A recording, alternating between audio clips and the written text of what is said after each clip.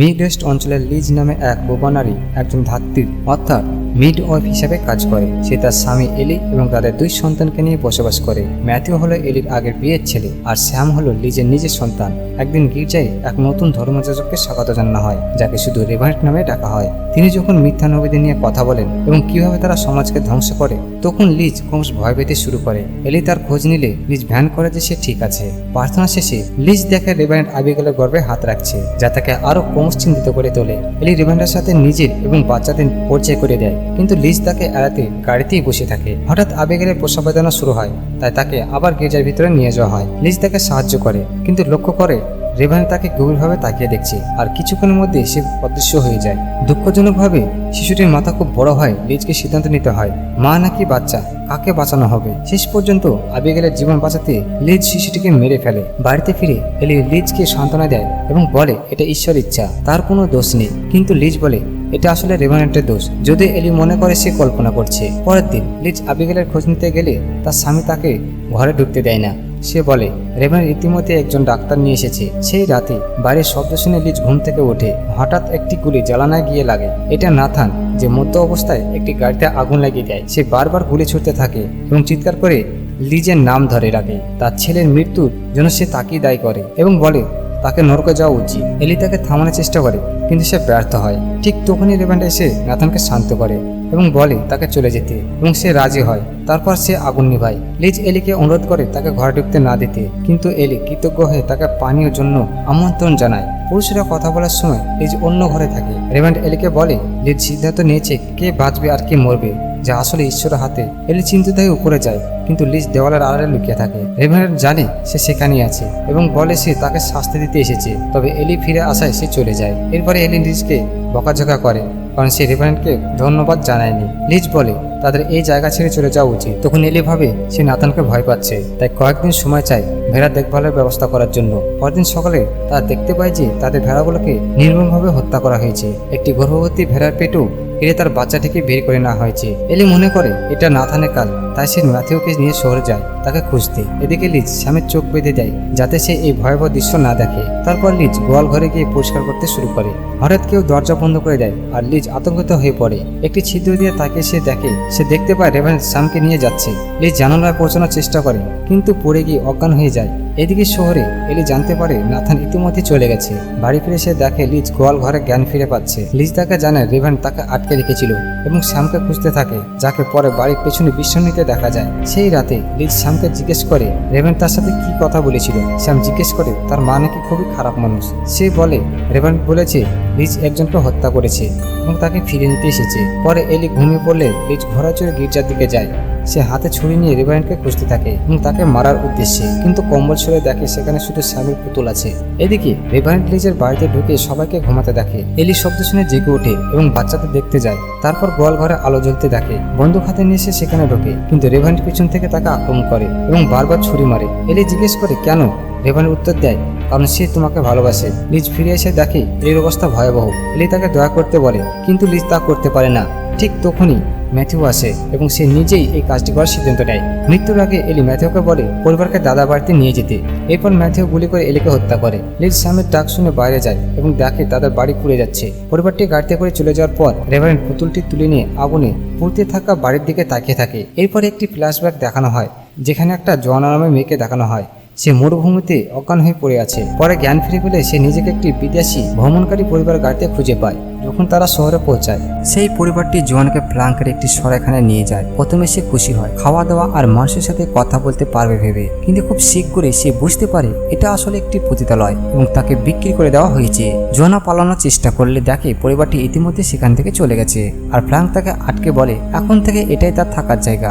সেই রাতে স্যালি একজন ক্রেতার সাথে জোরে শব্দ করতে থাকায় জোয়ানার ঘুম হয় না। ক্রেতা চলে যাওয়ার পর স্যালি তাকে বলে যে সে ইচ্ছা করে এমন করে যাতে সে কাজটা দ্রুত শেষ করতে পারে। সে জোয়ানাকে তার মাসিক সম্পর্কে জিজ্ঞেস করে এবং জানতে পারে তার ইতিমধ্যে হয়েছে, তবে সে এই বিষয়টি গোপন রাখার প্রতিশ্রুতি দেয়। এরপর জোয়ানা সরাখানে ওয়েট্রেস হিসেবে কাজ শুরু করে। এক রাতে এক ব্যক্তি তার সাথে সময় কাটাতে চায়, কিন্তু ফ্র্যাঙ্ক তা হতে দেয় না, বরং সে শালির জন্য টাকা দেয় এবং জোয়ানাকে সেটা দেখতে বাধ্য করে। লোকটি জোয়ানার দিকে তাকিয়ে থাকে এবং শালিকে মারতে থাকে। ভিত জোয়ানা লোকটির বন্দুক নিয়ে তার দিকে তাক করে। লোকটি বলে বন্দুক তাক করে রাখতে, কারণ এতে সে আরো আনন্দ পাচ্ছে। এরপর সে শালির গলা চেপে ধরে এবং জোয়ানাকে গুলি করতে বলে। জোয়ানা ট্রিগার টানতে পারে না আর লোকটি তার উদ্দেশ্য পূরণ করে ফেলে। তারপর সে জোয়ানার উপর জোর করার চেষ্টা করে, ঠিক তখনই শালি তাকে গুলি করে মেরে ফেলে। পরের দিন এই ঘটনার জন্য শালিকে ফাঁসি দেওয়া হয়। ফ্র্যাঙ্ক শোকাহত জোয়ানাকে বলে সে আর শিশু নয় এবং এই সুযোগ নিয়ে তাকে নির্যাতন করে। অনেক বছর পরে জোয়ানা নিজেও একজন কর্মজীবী নারী হয়ে ওঠে এবং শালির শেখানো কৌশল ব্যবহার করে। একদিন এক ব্যক্তি ফ্র্যাঙ্ককে লড়াই করার জন্য চ্যালেঞ্জ করে তার মেয়েকে হত্যার অভিযোগে। ফ্র্যাঙ্ক দ্রুত গুলি করে তাকে মেরে ফেলে,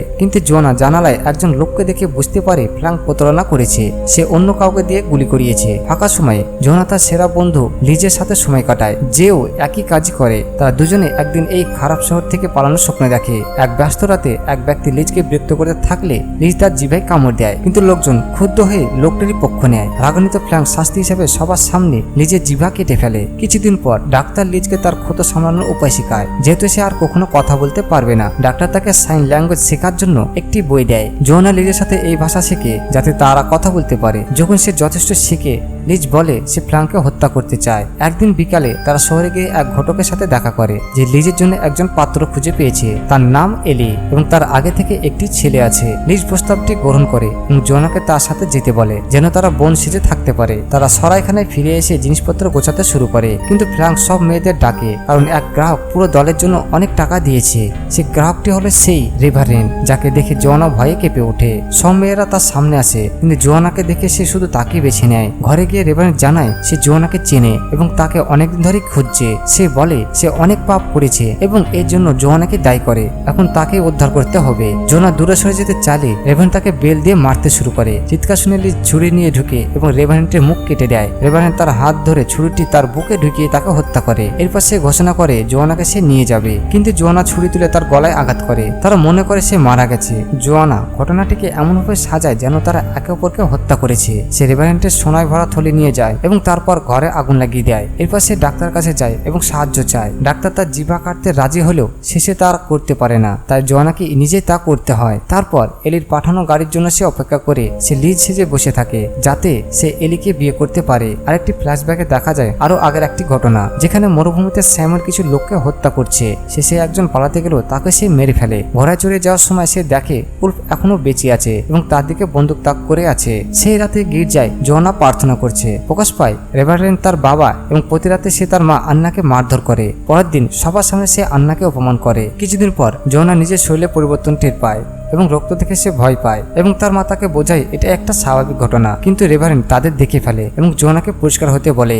সে যখন ধোয়া মোছা করে, রেভারেন্ড তার দিকে কুদৃষ্টিতে তাকিয়ে থাকে এবং বলে এখন সে বড় হয়েছে, তাই আরো তার দায়িত্ব নিতে হবে। পরে জোয়ানা পশুদের খাওয়ানোর সময় দেখে স্যামুয়েল ও উল্ফ এসেছে। উল্ফ অজ্ঞান হয়ে পড়ে আর স্যামুয়েল পানি চাইলে সে সাহায্য করে, কিন্তু সেও অজ্ঞান হয়ে পড়ে যায়। জোয়ানা তাদের লুকিয়ে গোয়াল ঘরে নিয়ে যায় এবং চিকিৎসা করতে থাকে। উল্ফ অশুভ ইঙ্গিত করতে থাকে, কিন্তু সে স্যামুয়েলের গুলি বের করে তাকে বাঁচানোর চেষ্টা করে। বিকেলে রেভারেন্ড গোয়াল ঘরে ঢুকলে তারা লুকিয়ে পড়ে। সে জোয়ানাকে ডেকে স্নান করতে বলে এবং বোঝাতে থাকে এখন আর সে শিশু নয়।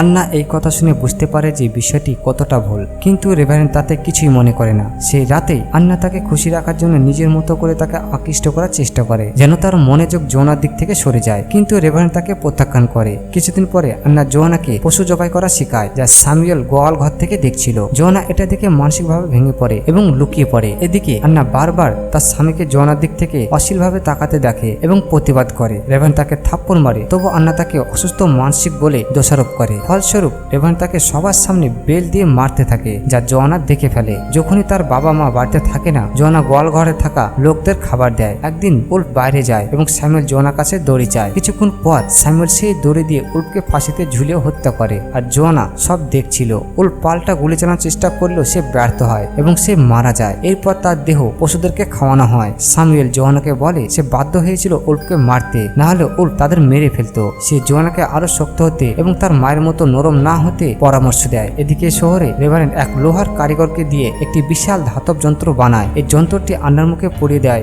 খারাপ স্ত্রী হওয়ার শাস্তি হিসাবে। পরের দিন গির্জায় জোনা তার মাকে বলে এই নির্যাতন সহকার চেয়ে মৃত্যু অনেক ভালো। এরপর জোনা বাইরে যায় এবং কিছুক্ষণ পর ফিরে এসে সবার সামনে আত্মহত্যা করে। জোনার কান্নার মাঝে রেভারেন্ড তার স্ত্রী মৃত্যুকে নিজের বক্তব্যে ব্যবহার করে, বলে যে সে তার বাপের শাস্তি পেয়েছে। সেই রাতে রেভারেন্ড নিজেকে শাস্তি দিতে থাকে ঈশ্বরের নামে। জোয়ানা দৌড়ে গোয়াল ঘরে যায় এবং স্যামুয়েলের কাছে সান্ত্বনা খোঁজে, কিন্তু স্যামুয়েল বুঝতে পারে সে মানসিকভাবে স্থির নয়, তাই তাকে শান্ত করে। পরের দিন রেভারেন্ড জোয়ানাকে গির্জায় নিয়ে গিয়ে বিয়ে করতে চায়। জোয়ানা বুঝতে পেরে চিৎকার করে পালাতে চায়, কিন্তু রেভারেন্ড তাকে ধরে ফেলে এবং তার মুখে সেই ধাতব যন্ত্রটি পরিয়ে দেয়। ঠিক তখনই স্যামুয়েল এসে উপস্থিত হয়। সে নিজের অতীতের কথা বলে। সে বলে যে তার বাবা নির্যাতনকারী ছিল, তাই সে ছোটবেলায় তাকে হত্যা করেছিল। স্যামুয়েল বন্দুক তাক করে রেভারেন্ডের চাবি নিয়ে জোয়ানার দিকে ছুড়ে দেয় যাতে সে মুক্ত হতে পারে, কিন্তু হঠাৎ রেভারেন্ড তার হাত ঘুরিয়ে বন্দুকটি নিজের দিকে নিয়ে গুলি করে স্যামুয়েলকে হত্যা করে। এরপর সে জোয়ানাকে টেনে নিয়ে গিয়ে নির্যাতন করে। পরদিন সকালে রেভারেন্ড ঘুমালে জোয়ানা পালিয়ে যায়। বর্তমানে লিজ তার সন্তানদের নিয়ে বরফাচ্ছন্ন জঙ্গলের মধ্যে দিয়ে পালাচ্ছে। তারা বুঝতে পারে রেভারেন্ড তাদের পিছু নিয়েছে। লিজ বন্দুক নিয়ে বাচ্চাদের লুকাতে বলে এবং গুলি করার জন্য প্রস্তুত হয়, কিন্তু ঘোড়ার শব্দ শুনে বাইরে এসে দেখে ঘোড়ায় কেউ নেই। তারা আবার যাত্রা শুরু করে। হঠাৎ গাড়ির চাকা একটি মৃত প্রাণীর উপর দিয়ে যায়। ম্যাথিউ নামতে গেলে রেভারেন্ড ফাঁদ পেতে তাকে গুলি করে হত্যা করে। লিজ তার শেষ বিদায় জানিয়ে এগিয়ে যায়। অবশেষে লিজ ও স্যাম এলির বাবার বাড়িতে পৌঁছে যায়। ছেলে ও নাতের মৃত্যুর খবর শুনে তিনি ভেঙে পড়েন। লিজ বন্দুক নিয়ে বাইরে বসে থাকে রেভারেন্ড আসার অপেক্ষায়। রেভারেন্ড এসে স্যামকে ক্ষতি করার হুমকি দেয়। লিজ ছুটে গিয়ে দেখে তার শ্বশুর ইতিমধ্যে মৃত। সে স্যামকে জানালা দিয়ে পালাতে বলে। রেভারেন্ড লিজকে ধরে গাছে বেঁধে ফেলে এবং স্যামকে নির্যাতন করতে থাকে। লিজ সুযোগ নিয়ে নিজেকে মুক্ত করে এবং একটি লন্ঠন ছুঁড়ে রেভারেন্ডকে আগুনে জ্বালিয়ে দেয়। তবু সে ঈশ্বরের কথাই বলতে থাকে। শেষে লিজ বন্দুক তুলে তাকে গুলি করে মেরে ফেলে। কয়েক মাস পরে লিজ সেই জায়গাটাকে একটি করতল অর্থাৎ স্যামুয়েলে রূপান্তর করে। একদিন নাথান আসে এবং জানায় রেভারেন্ড তাকে তার শহরে পাঠিয়েছিল। এখন সে পুলিশ হয়েছে এবং একটি পোস্টারে আসল লিজের খোঁজ পেয়েছে যে ফ্রাঙ্ককে হত্যা করেছিল। সে মনে করে বর্তমান লিজই সে ব্যক্তি, তাই তাকে গ্রেপ্তার করে নিয়ে যায়। লিজ দেখে স্যাম এখন ভালো আছে এবং নিজের মেয়ের পথ অনুসরণ করে। সে ছাদ থেকে ঝাঁপ দিয়ে আত্মহত্যা করে। এইভাবে অনেক বছর কেটে যায়। স্যাম নিজের পরিবার নিয়ে সুখে জীবন কাটায় এবং তার মাকে গভীর শ্রদ্ধার সাথে স্মরণ করে। আর এইভাবে এই গল্পটি এখানে শেষ হয়ে যায়। এই গল্পটির মধ্যে আপনি কি বুঝতে পারলেন সেটি কমেন্ট করে জানান। আর এরকম ভিডিও পেতে আমাদের চ্যানেলটি সাবস্ক্রাইব করে রাখুন।